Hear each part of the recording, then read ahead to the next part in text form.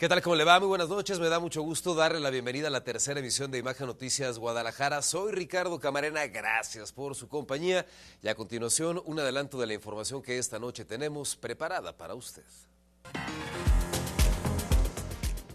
Reforzarán la vigilancia en espacios públicos de la ciudad para el partido México-Inglaterra.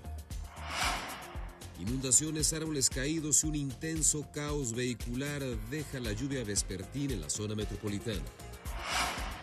Confirman plagio de 5 personas en Zapotiltic. 3 fueron encontradas muertas.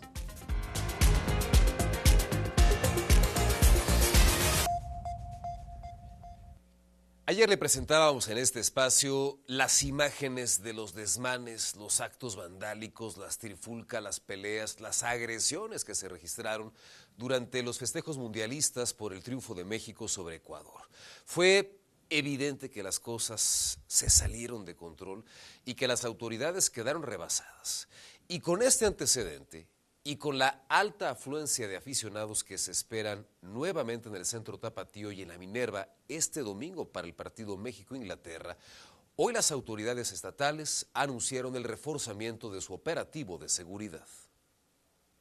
Autoridades estatales confirmaron que se reforzarán los operativos de seguridad de cara al próximo partido de la selección mexicana. Esto luego de los disturbios, daños a mobiliario y agresiones a policías registrados tras el partido entre México y Ecuador. La vigilancia será reforzada en los 2 puntos donde se espera la mayor concentración de aficionados, en la zona de la Glorieta de la Minerva y en el Fan Fest del Centro Histórico de Guadalajara, sobre todo en los accesos y zonas exteriores del Fan Fest para prevenir nuevos incidentes. Sí, de hecho vamos a tener mayor cantidad de personas, va a haber los filtros y prefiltros, únicamente vamos a hacer unas modificaciones a la estrategia, sobre todo en la parte exterior del FanFest. Las autoridades tienen identificadas a al menos 3 personas presuntamente relacionadas con disturbios ocurridos anteriormente en partidos de fútbol, por lo que se implementarán acciones para localizarlas e impedir su ingreso al FanFest. En caso de que los detecten queriendo ingresar por alguno de los filtros, bueno, pues se va a evitar que puedan ingresar al FanFest. Y bueno, como lo mencioné hace un momento, ya los tenemos identificados que han participado en algunos otros eventos como manifestaciones o como que han generado alteración al exterior de los estadios cuando hay partidos de fútbol de la Liga MX. A pesar de los incidentes, el gobierno de Jalisco asegura que el balance del Mundial sigue siendo positivo, pues no se han registrado incidentes graves y solo ha habido 9 detenidos. Sin embargo, hasta ahora más de 1,5 millones de personas han participado en las actividades mundialistas, por lo que el llamado es a vivir el próximo encuentro de México con pasión, pero también con orden y responsabilidad. Con imágenes de Jesús Recio para Imagen, Nayeli Medina.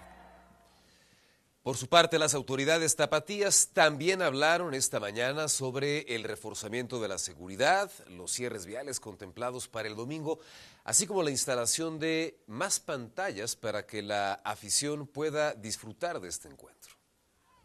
El próximo domingo juega la selección mexicana contra Inglaterra en octavos de final de la justa mundialista y el gobierno de Guadalajara ya prepara un operativo con más de 3,000 oficiales. Y el día de hoy, después de la reunión y a partir de lo que la Guardia Nacional incrementa, la Secretaría de Seguridad Pública, el incremento que vamos a tener también de la Comisaría de Protección Civil y Bomberos con la participación también del Estado, vamos a tener 3,000 elementos dispuestos desde el entorno del FIFA Fan Festival hasta la Minerva. Además de que durante todo el día habrá cierres viales. Sobre todo considerando que como es domingo y habrá vía recreativa y no hay intención de que la vía recreativa se suspenda, el cierre de las calles será todo el día, es decir, desde las 7 de la mañana y hasta el último momento en que se retiren los festejos del triunfo de México, estará cerrada la Avenida Juárez. En la zona de la Minerva habrá diferentes filtros para revisión de los asistentes.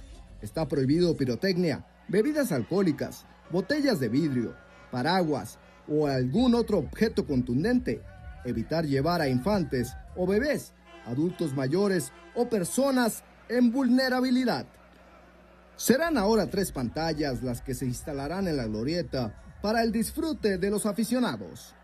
Para Imagen, Ernesto Gómez Camacho. Y justo en este contexto, las autoridades locales recordaron cuáles son las sanciones que contemplan leyes y reglamentos para quienes consuman bebidas embriagantes en la vía pública, tiren basura o incurran en actos de violencia o vandalismo, justo como lo que vimos el pasado martes. Una cosa es la algarabía y emoción que puede provocar el triunfo de la selección mexicana, y otra muy diferente es molestar a las personas, golpear o lesionar a otros ciudadanos, dañar el patrimonio de la ciudad o cometer actos que van en contra de reglamentos municipales. Si piensa ver en un sitio público un partido del Mundial, debe tomar en cuenta cuáles son las faltas administrativas que contempla el Reglamento de Justicia Cívica del municipio de Guadalajara. Está prohibido consumir alcohol en la calle. Quien lo haga puede ser multado con una cantidad que va de 1,760 a 3,520 pesos o arresto de 18 a 24 horas. Tirar basura en las calles se castiga con multa de 2,347 a 234,620 pesos o arresto de 12 a 24 horas. Orinar en la calle no está permitido. Hacerlo puede arrojar una multa de 1,760 a 2,932 pesos. El comisario de la Policía de Guadalajara, Ismael Ramírez, detalla la diferencia entre una falta administrativa y un delito del fuero común. Pero, bueno, en el caso en que ya ocasionan daños a algún tipo de inmueble o donde ponen en riesgo la fisionomía de algún ciudadano en contra de su voluntad o algún daño o alguna agresión, bueno, ya es considerado un delito del fuero común y en el cual se estará procediendo ante un ministerio público a la puesta a disposición. Así que este domingo, a disfrutar del fútbol y festejar con moderación, acatando los lineamientos de buen comportamiento. Para Imagen, Ernesto Gómez Camacho. Bueno, pues ya tiene usted los detalles relacionados con el reforzamiento de la seguridad para el partido del próximo domingo y ya recordamos también cuáles son las sanciones por infringir leyes y reglamentos. Toca que la ciudadanía acate y que las autoridades hagan valer la ley, porque de nada sirve que existan las sanciones si no se aplican como claramente ocurrió el pasado martes. Por cierto, hablando de delitos y hablando también del Mundial, la Fiscalía Estatal mantiene abiertas 17 carpetas de investigación relacionadas con la venta fraudulenta de boletos para los partidos que se realizaron en Guadalajara. El monto del obtenido ilegalmente ronda los 600,000 pesos. Hubo gente que les hicieron ofertas de boletos vía redes sociales, Facebook, incluso por WhatsApp en ciertos grupos. Hubo montos desde 4,000 pesos hasta 120,000 pesos de gente que les ofrecieron venta de boletos y bueno, pues obviamente pues era un fraude. Gracias.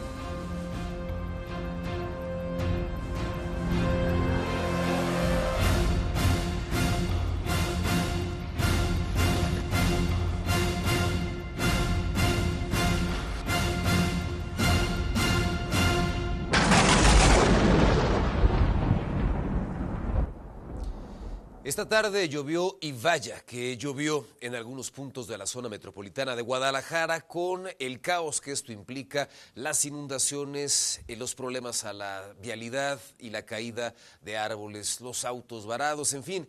Es Israel Orozco quien nos comparte el balance.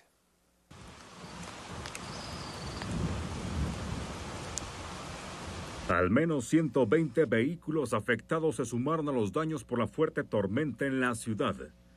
Este es el retorno del Iteso pegado a la zona del Mante. Es aquí donde el agua alcanzó cerca de los 2 metros. Algunos vehículos como este quedaron varados. El propietario no está, pero si nos acercamos, veremos más a detalle los daños. Basura entre las mismas llantas y donde el agua, aquí cubría el vehículo. La lluvia colapsó el sur de la zona metropolitana de Guadalajara, provocando inundaciones, cierres viales y suspensión del transporte público en municipios como Tlaquepaque, Tlajomulco y Zapopan, donde el agua rebasó alcantarillas y pasos a desnivel, por ejemplo, en López Mateos y La Calma. Uno de los puntos más afectados fue Periférico Sur entre Toluquilla y Avenida 8 de Julio. Aquí en esa zona del Tenote Toluquilla, en los carriles centrales y laterales tuvimos la inundación de un metro y medio, donde la fuerza del agua también movió lo que son estos muros de contención. En Miravalle, el Macrobús suspendió su servicio tras las inundaciones sobre Gobernador Curiel. Además, la línea 4 del tren ligero limitó operaciones debido a la acumulación de agua. En Tlajomulco también se reportaron desbordamientos de canales sobre Avenida Adolbert Horn y Arroyo Seco, afectando Periférico Sur y la carretera a Chapala rumbo al aeropuerto de Guadalajara. Mientras tanto, en Guadalajara se reportó la caída de 9 árboles. Uno de ellos cayó sobre un vehículo estacionado en la calle Juan de Ovalle, en la colonia Revolución. Pese a los daños y afectaciones, autoridades confirmaron que no hubo personas lesionadas ni víctimas mortales. Con imágenes de Joan Plasencia, para Imagen, Israel Orozco. Bueno, y por esto indiscutiblemente es importante reforzar las medidas preventivas, tomar nuestras precauciones, aplicar el sentido común, no tratar de jugárnosla para tratar de optimizar los tiempos o concluir algunos traslados que impliquen un riesgo. Conocemos de sobra cuáles son las zonas susceptibles de inundación aquí en el área metropolitana de Guadalajara. Si no es el caso, hay mapas elaborados por el IMEPLAN, hay mapas elaborados por la Universidad de Guadalajara, atlas de riesgo, que nos recuerdan cuáles son los puntos que suelen inundarse, cuáles seguramente van a estar intransitables, para no arriesgar la vida y no perder, como seguramente ocurrió en más de algún caso esta tarde, pues parte de nuestro patrimonio. Autoridades estatales confirmaron el plagio de 5 personas en Zapotiltic. Algunas de estas han sido ya localizadas, lamentablemente sin vida. La Fiscalía de Jalisco informó del hallazgo de 5 personas en Huescalapa, una comunidad del municipio de Zapotiltic. Se trata de 4 hombres, 3 de ellos muertos y una femenina. 2 de los fallecidos tienen relación con las 2 mujeres que, acompañadas de una menor de 4 años, denunciaron una presunta privación ilegal de la libertad en Zapotlán el Grande, de la cual lograron escapar y llegar hasta la nueva central camionera. Sin embargo, la vicefiscal en personas desaparecidas, Blanca Trujillo, señaló que hay inconsistencias en su declaración. Es que ellas fungen como denunciantes, incluso como testigos de los hechos, pero no fueron privadas ni fueron víctimas de delito en ningún momento. Obviamente tienen la calidad de víctimas indirectas al ser familiares de las personas inicialmente desaparecidas. Explicó que la carpeta de investigación se abrió por la desaparición de 2 hombres, pero debido a las indagatorias existía la probabilidad de que hubiera más víctimas. Sin embargo, no existieron más denuncias aparte de las mujeres. Más o menos 48 horas después se da el hallazgo o el reporte de las personas sin vida y 2 personas liberadas, un hombre y una mujer, con lesiones en su cuerpo, pero con vida. Y entonces se concluye que en estos hechos tenemos 5 víctimas. Informó que los fallecidos corresponden a los 2 que tenían la denuncia por desaparición, pero que del tercer muerto no había carpeta de investigación. Detalló que junto a los cadáveres había una cartulina cuyo mensaje es la principal línea de las indagatorias. Pues las personas fueron privadas de la vida y pues les atribuyen la comisión de un hecho delictivo. Hasta el momento nosotros no tenemos ni orden de aprehensión contra ellos, ni un señalamiento directo de que hayan cometido algún delito. No obstante, hizo hincapié en que no es la única línea de investigación. Para Imagen, Carlos Carrizales. Y también está en marcha una investigación para tratar de localizar a 3 jóvenes reportados como desaparecidos en Puerto Vallarta. Continúa la investigación por la desaparición de 3 jóvenes en Puerto Vallarta. Fue el pasado 25 de junio cuando Flor Jocelyn Espinosa, de 18 años, José Israel Ramos, de 17, y Elvira Montserrat Guzmán, de 14, todos alumnos del Colegio de Estudios Científicos y Tecnológicos del Estado de Jalisco, CECITEC, desaparecieron cuando se dirigían a su ceremonia de graduación. Según el testimonio de sus familiares, lo último que supieron de los 3 alumnos es que se encontraban en una parada de autobús conocida como El Zancudo, ubicada en la delegación Ixtapa. Y aunque se hablaba de que podrían haber sido blanco de una privación ilegal de la libertad, la Vicefiscalía en Personas Desaparecidas de Jalisco confirmó que existen indicios para presumir que fueron víctimas de reclutamiento por parte del crimen organizado. Y pues seguimos rastreando de manera puntual de qué manera las personas fueron o pudieron haber sido invitadas por algún tercero para algún tipo de situación. Cabe señalar que las víctimas ya se comunicaron con sus familiares. Las víctimas sostuvieron comunicación vía telefónica con sus familias, mencionando que se encontraban bien, pero que no podían regresar por el momento.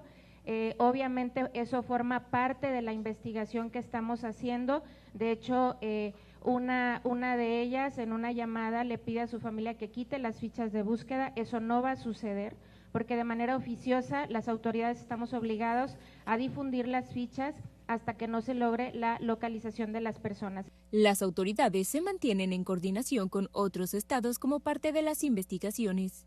También comentarles que ya se giraron colaboraciones a los estados de Colima y Michoacán para que coadyuven en las investigaciones, porque dentro de nuestro caso se advirtieron algunos indicios en estas dos entidades. Entonces, con imágenes de Jesús Recio, para Imagen, Nayeli Medina. Sin embargo, la desaparición de estos jóvenes no es un caso aislado, no es un caso excepcional. También aquí en la zona metropolitana de Guadalajara se reporta la desaparición de otros 3 jóvenes, una desaparición que se confirmó el pasado 30 de junio. Al respecto, la Fiscalía, por lo pronto, plantea ya una hipótesis. ¿Qué pasó con estos chavos?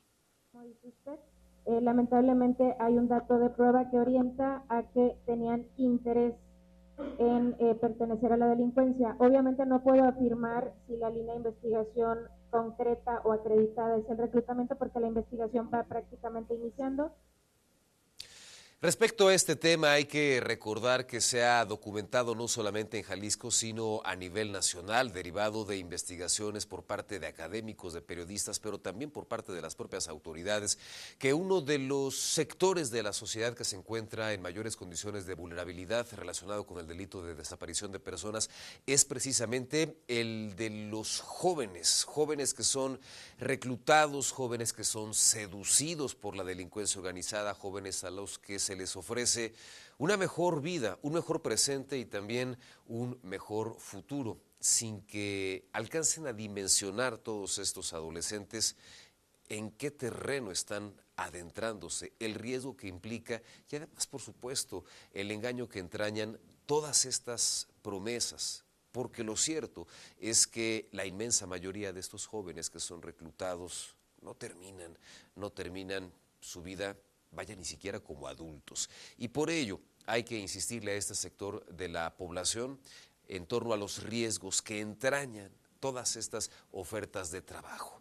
Y hablando justo de esto, de privaciones de la libertad, ya fue girada una orden de aprehensión en contra de un presunto implicado en la desaparición y luego en el homicidio del empresario joyero Jaime Arias García, de 74 años, quien desapareció el pasado 26 de mayo en el municipio de San Gabriel. De esto le platicábamos a usted. Su cuerpo fue localizado 3 días después con huellas de violencia cerca de la carretera Ciudad Guzmán-El Grullo, por lo que la orden de aprehensión contempla los delitos de desaparición de personas, pero también de homicidio calificado.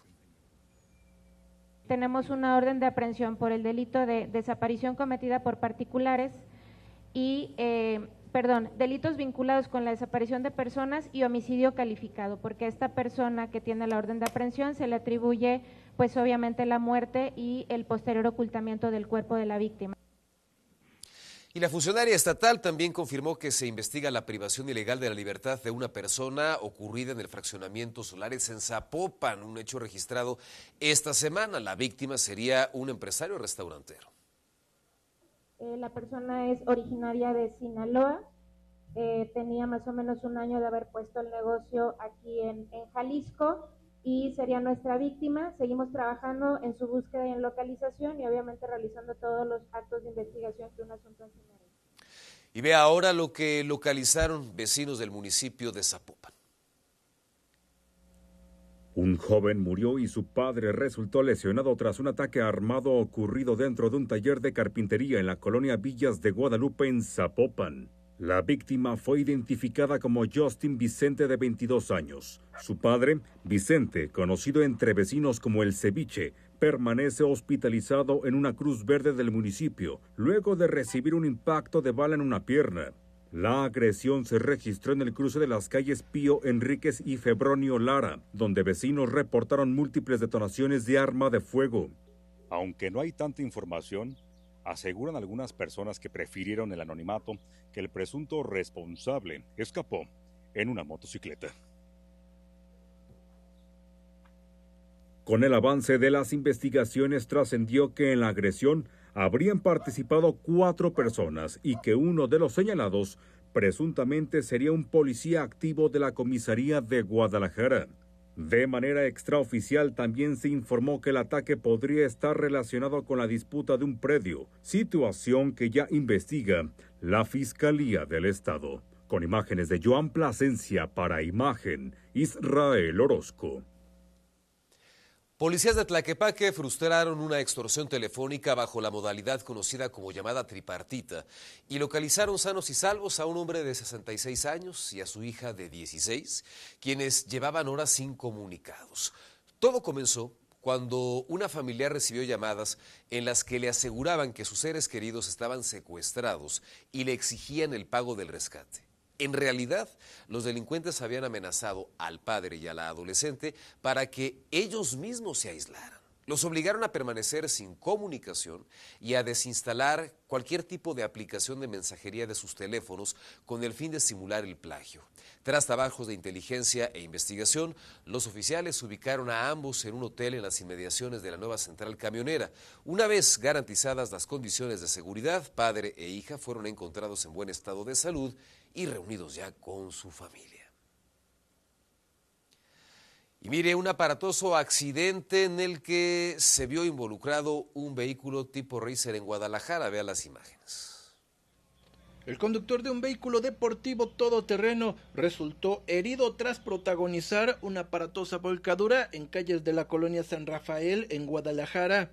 El accidente ocurrió sobre Avenida del Parque, casi al cruce con la calle Ciencias. El vehículo tipo Racer terminó volcado sobre uno de sus costados después de perder el control e impactar a una camioneta que se encontraba debidamente estacionada.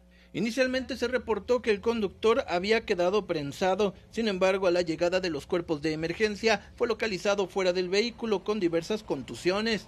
Mientras algunos vecinos señalaron que el vehículo circulaba a exceso de velocidad, el lesionado aseguró que otro automovilista le cerró el paso de forma intempestiva y posteriormente escapó del lugar.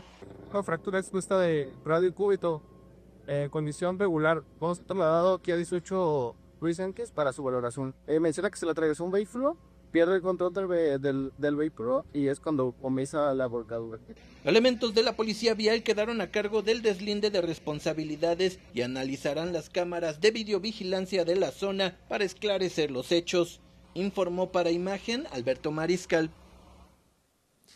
Vea las características de la siguiente vialidad y el peligro que entraña.